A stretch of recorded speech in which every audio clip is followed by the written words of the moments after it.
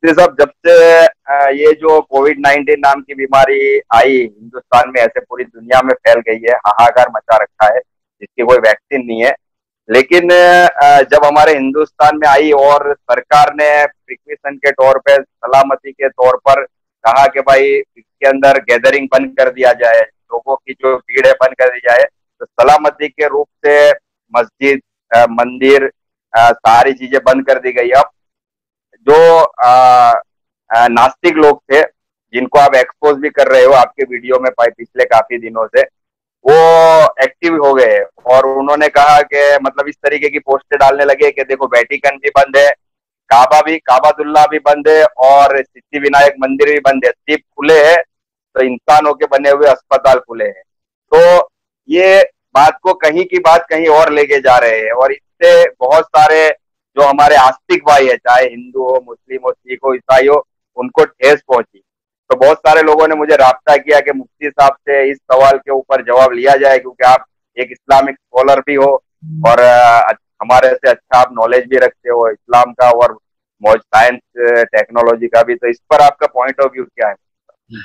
देखिए, ऐसा है कि वेटिकन और सिद्धि विनायक मंदिर के बारे में तो वही लोग बताएंगे जो वहां जाते होंगे लेकिन काबे के ताल्लुक से हम बहरहाल बता सकते हैं।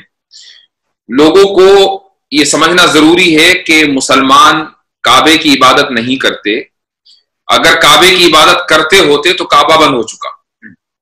हम अल्लाह की इबादत करते हैं और अल-इयाज़ बिल्लाह ये कहना कि अल्लाह ताला छुट्टी पे चला गया, वो बंद हो गया, ये कहना दुरुस्त नहीं है। अल्लाह का जो काम है इस कायनात को चलाना, वो कायनात आज भी चल रही है और उसी तरीके से चल रही है। कायनात का जो निजाम है वो डिस्टर्ब नहीं हुआ है। हाँ, हमारी लाइफ डिस्टर्ब हुई है। तो काबा एक मस्जिद है, जैसे कि दुनिया में बहुत सारी मसाजिद है, लेकिन सबसे अहम मस्जिद है। यही फर्क है काबे में और दूसरी मस्जिदों में। रही बात ये जो सारे एथीस्ट निकल कर आ गए, नास्तिक लोग निकल कर आ गए और कहने लगे कि भाई कहां गया इनका खुदा। और अभी कुछ देर पहले जस्टिस काटजू ने एक ट्वीट, एक फेसबुक पर पोस्ट लिखी है एक जुमले की।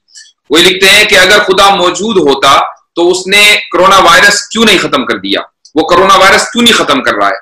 तो उसका जवाब भी मैंने उन्हीं के पोस्ट के नीचे लिखा है कि अगर साइंस ही अल्टीमेट सोल्यूशन है किसी भी चीज का, तो ये बताएं कि साइंस ने कोरोना वायरस क्यों फैलने दिया। ये तो साइंस की जिम्मेदारी है ना। ये साइंस की कमी हुई कि उसने कोरोना वायरस फैलने दिया है।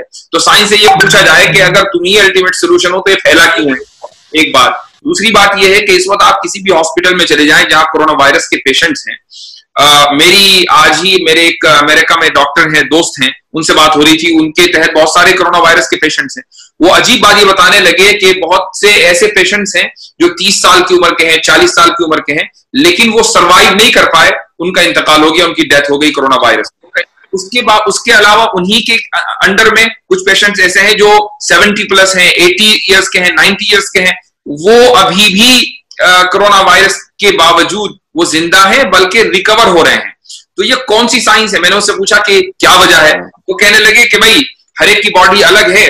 जो 30-35 साल के लोग हैं उनकी बॉडी ने रिस्पॉन्स नहीं किया, हमने दवाई दी, और जो 80-90 साल के लोग हैं उनकी बॉडी रिस्पॉन्स कर रही है। तो अब सवाल ये कि ये कौन सी साइंस है कि जो एक की बॉडी को तो रिस्पॉन्सिव बना देती है, दूसरी की बॉडी को रिस्पॉन्सिव नहीं बनाती। ये अल्लाह ताला की मर्जी है कि एक का वक्त आ गया तो उसकी बॉडी ने रिस्पॉन्स करना बंद कर दिया, दूसरे का वक्त नहीं आया, वो 90 साल का हो गया लेकिन उसकी बॉडी रिस्पॉन्स कर रही है। तो ऐसे लोग, उन लोगों को ये समझना चाहिए कि ये जो दुनिया है, ये कायनात पूरी की पूरी ये कॉज एंड इफेक्ट के सिस्टम को फॉलो करती है कि अगर एक कॉज होगा तो उसके बाद उसका इफेक्ट होगा। तो जाहिर है कि ये बीमारी जो बनाई गई है या बन गई है, whatever the reason is, ये बीमारी पूरी दुनिया के अंदर फैल रही है। तो जिसको बीमारी लगेगी वो बीमार होगा, वो हॉस्पिटल जाएगा। और बीमारी फैलने का एक बहुत स्ट्रॉन्ग जरिया ये है कि एक दूसरे से लोग मिले, सोशल डिस्टेंसिंग ना हो, ये बीमारी फैलने का जरिया है। इसलिए काबे को फिलहाल बंद कर दिया गया और भी जो बहुत सी मसाजिद है दुनिया भर की, वहां ये मसाजिद बंद कर दी गई।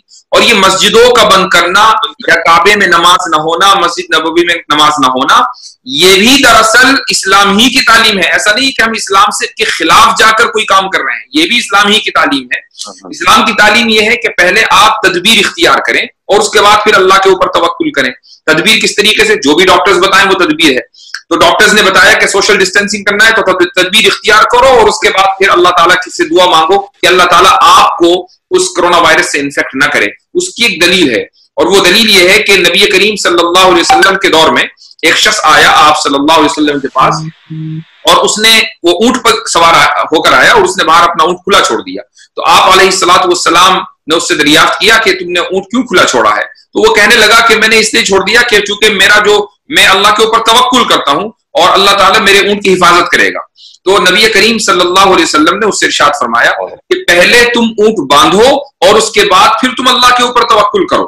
ऊंट बांधो और फिर तवक्कुल करो। ये जो ऊंट बांधना है यह तदबीर इख्तियार करना, यह सबब इख्तियार करना। तो हम सबब इख्तियार इसलिए कर रहे हैं मस्जिदों को बंद करके, तदबीर इसलिए कर रहे हैं चूंकि डॉक्टर्स ने बोला है।